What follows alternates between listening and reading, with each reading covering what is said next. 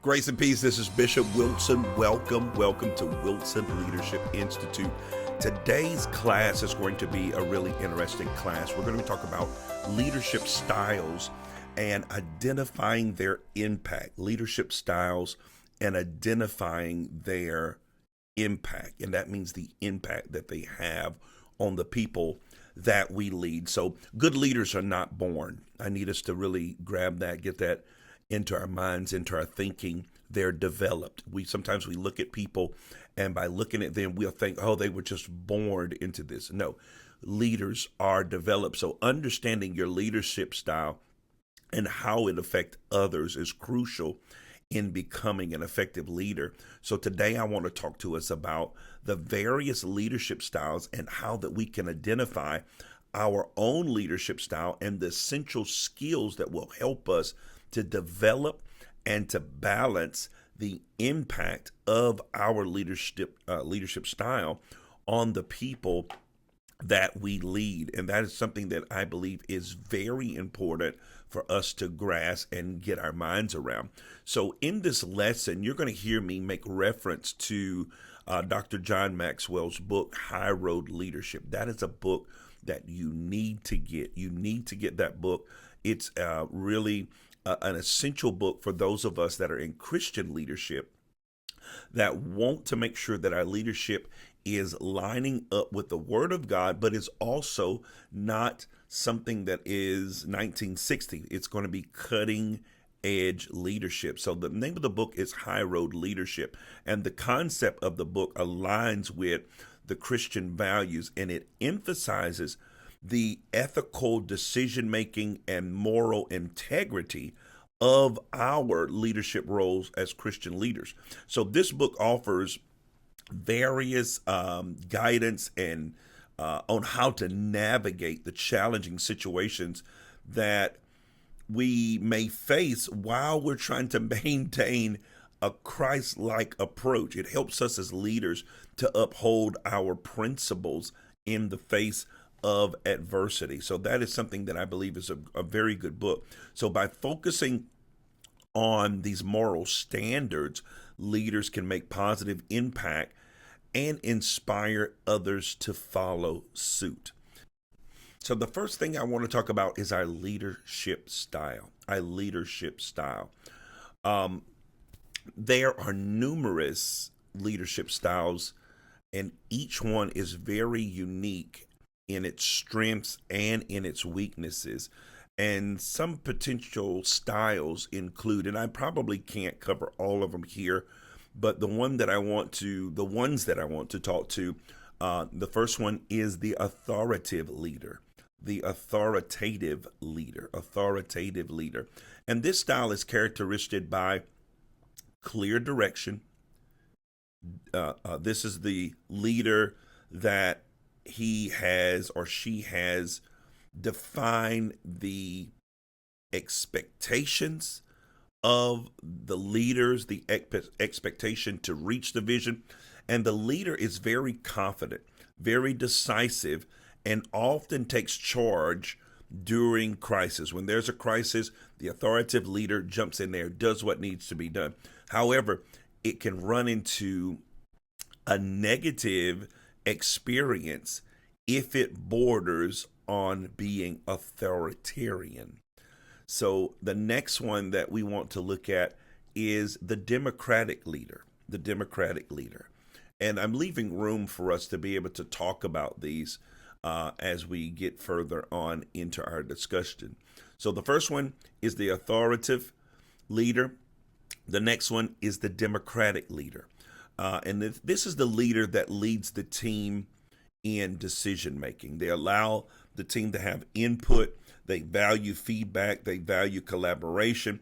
And what this does when you have that democratic type of leadership is it fosters a creative and a sense of belonging that can be time consuming, and it can be ineffective in urgent situations. When you have situations that are very urgent, and you're trying to get all the team together to make a decision. So it can foster creativity, and it can give you a sense of belonging, but at the same time, it can be time consuming and it can be ineffective when there's a decision that needs to be made in the moment.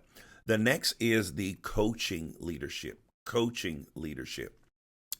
And this leadership is characterized by focusing on growth of the individuals, guiding them towards achieving their potential. Every pastor should have the coaching leadership aspect as a part of their toolbox. Even if you're not a pastor, you should always be wanting to develop and be focused on helping individuals to grow and to move towards achieving more, encouraging them. So now the downside of that is that it can lead to micromanaging if the leader isn't careful to empower rather than to hover. And I'm sure we've all had people in our natural jobs that just won't let us do our job. They want to hover over us. And so they literally control and micromanage. The next one, we've talked about this in some of our other lessons, is the servant leadership.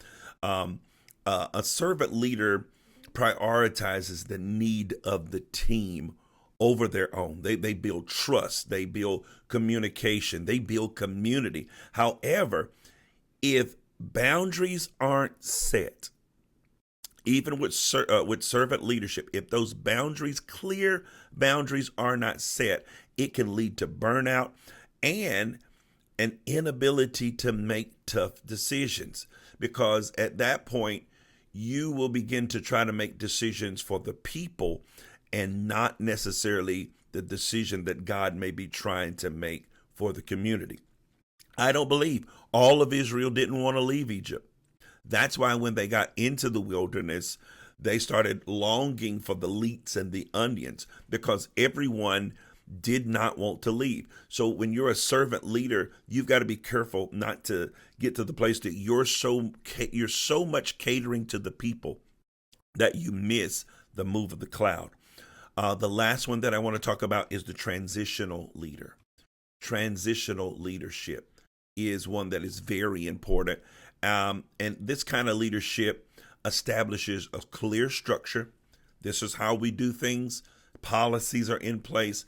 And the reward is they achieve goals very well. They set goals, they set landmarks, they set SMART goals, and they reach those goals because of the structure that they have.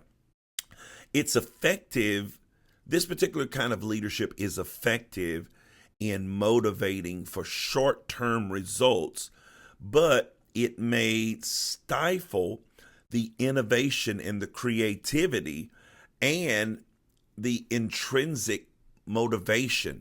The people are no longer motivated because it really almost burns the people out, because it's goal, reach it. So even in the transitional leadership, you've got to make sure that you're taking time and you're celebrating. You got to make time to celebrate. So identifying your leadership style is truly a journey in awareness, a self-awareness, understanding who you are.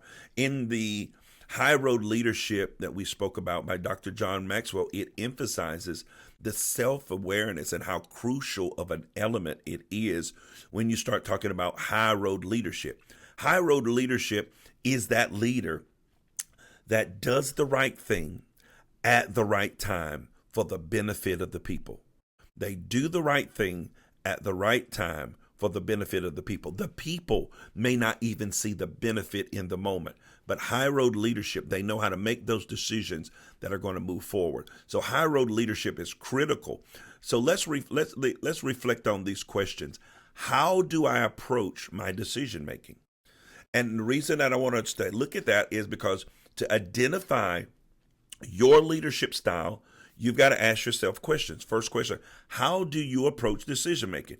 Are you a directive or are you collaborative? Do you make the decision and bring it to the people? And you've got to have a mixture of both, but you've got to know what your dominant way of doing things. Me, I am more directive. Because I understand that the people at this stage would take too long for us to move. We would miss the cloud. So I'm more directive. I hear from God. I bring it. But there's also got to be a collaborative effort. Okay, here's what we're doing. Now let's collaborate on how to do it. So you've got to ask yourself, am I directive or am I collaborative? You can't be one or the other. You've got to have a mixture of both. Next question is, what drives my actions as a leader? Do I aim for performance, innovation, or personal growth? Performance, innovation, or personal growth. I can honestly say for myself, I want to see the people grow. I'm not so much worried about innovation. You don't have to thrill me. You don't have to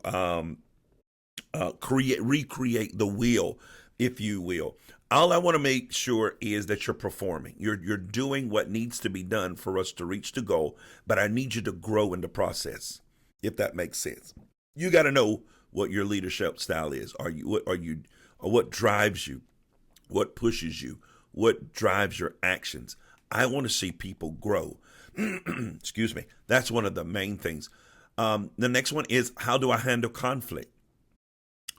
Are you assertive, or are you condescending in your conflict, or commending? How do you handle it? How do you handle your conflict? I am very assertive. I am very straightforward. I like confrontation. Confrontation will help the other person grow, and it will help you grow when done correctly. So you've got to ask yourself, how do you handle conflict? So for you as an individual growing in this thing as leadership, you've got to ask for feedback from your colleagues, the people around you. You've got to ask for feedback from your mentors and even your subordinates. Sometimes we're moving in leadership, but because we're so unaware, there's no self-awareness about us, we're so harsh, we're so brass, we're so hard on other people that we lose the aspect of being able to build trust for them to trust us to ever lead. You've got to use that small brush sometimes, because broad strokes don't work. What do I mean? You can't use a broad stroke in your leadership with everyone. Everyone is an individual, and many times you got to use the smaller brush to learn the details of their life so that you can help them to grow the way they need to grow. So you got to ask for feedback. Adam Grant, he was mentioned in the Maxwell book. He suggests that you ask yourself, how do you know? How do you know? How do you know what you know? When there's something that comes to your mind, you think you know, how do you know? And what if you're wrong? What if you're wrong? As a leader, you've got to constantly be asking yourself, what if you're wrong? You can never become so overconfident that you just think you know. You've got to have that element of humility that keeps you in the face of God. How do you know? And what if you're wrong? And to evaluate your motive and your openness to change. Those are the two questions. How do I know? And what if I'm wrong? Those are the evaluation questions that will motivate you and see how open you are to change. Because we're as leaders, we're not always right. Your response will provide deep, needed insight into whether you're leaning towards being an authoritative, a collaborative, a coaching, or perhaps a mixture of those styles. How do I know? What if I'm wrong? To evaluate our motive and openness to change. We've got to really be able to look at that. So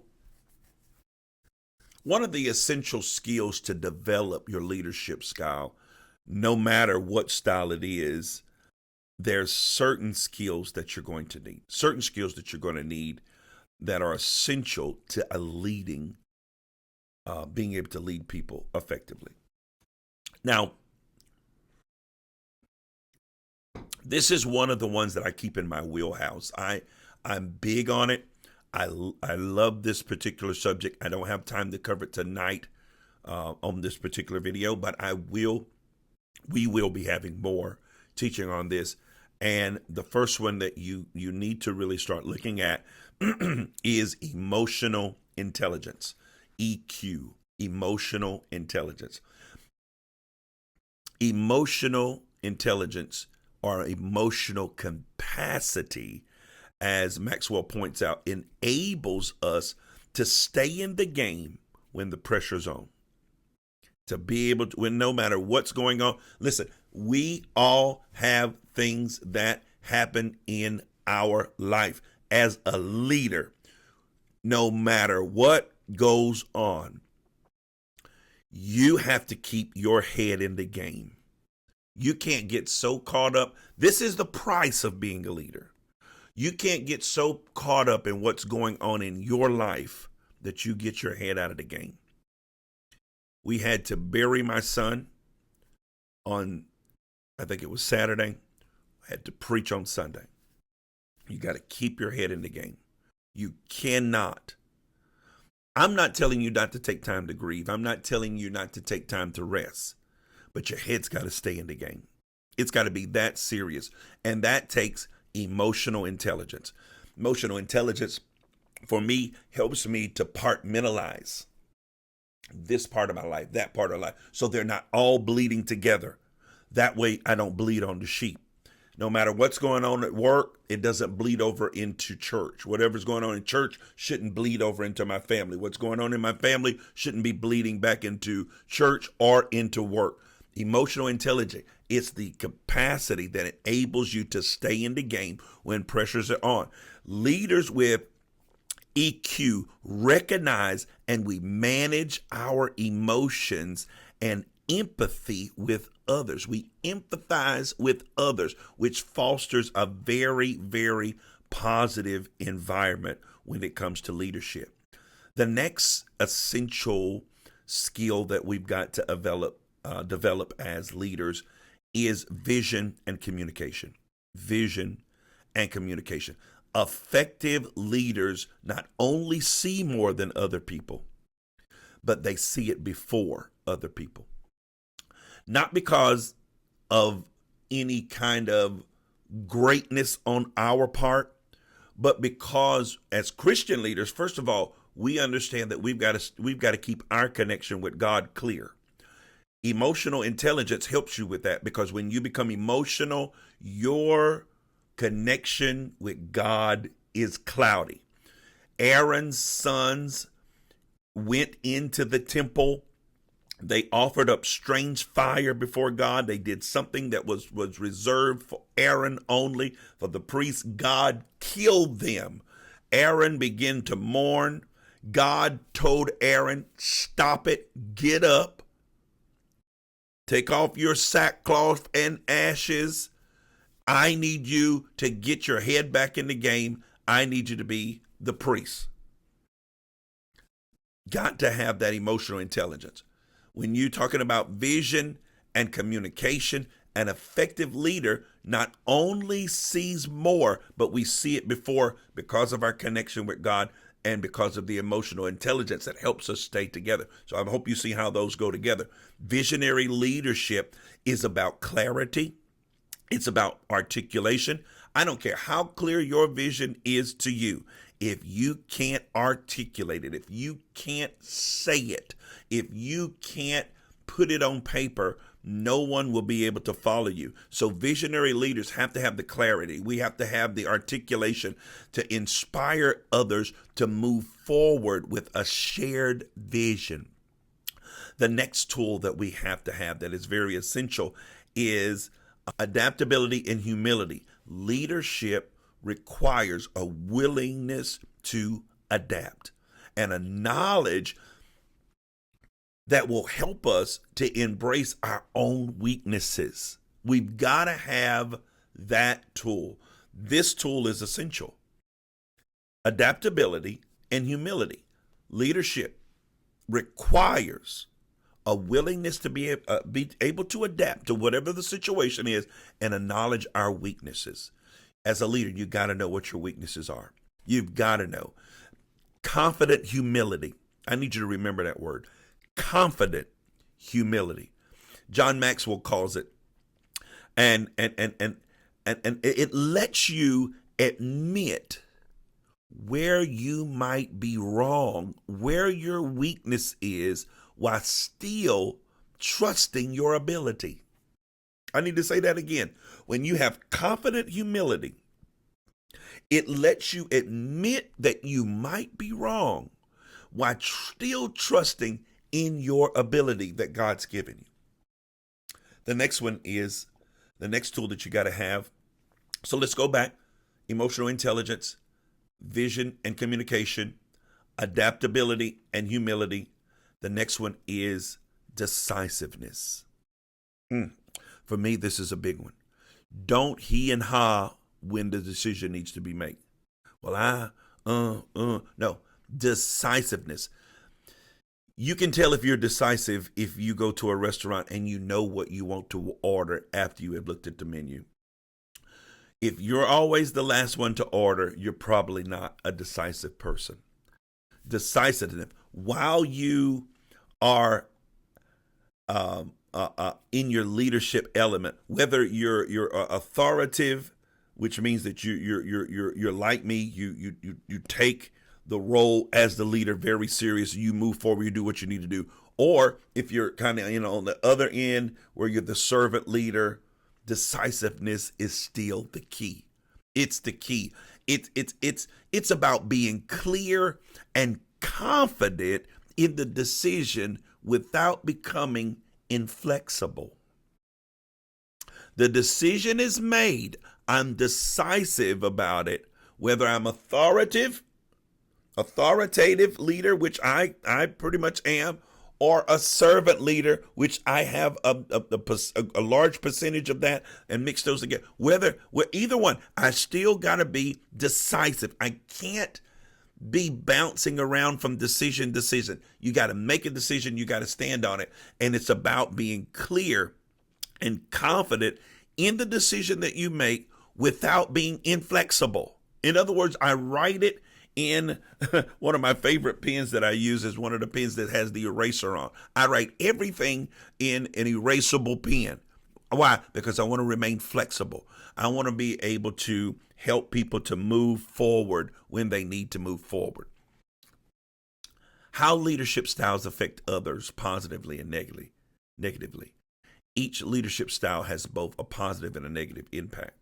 And we covered most of that. Positively, the authoritative leader provides clear direction and boosts morale during uncertainty. Negatively, when an authoritative leader goes into that negative side, it can lead to a lack of input from the team. They're not asking the team, and that can cause resentment, and that can stifle leadership.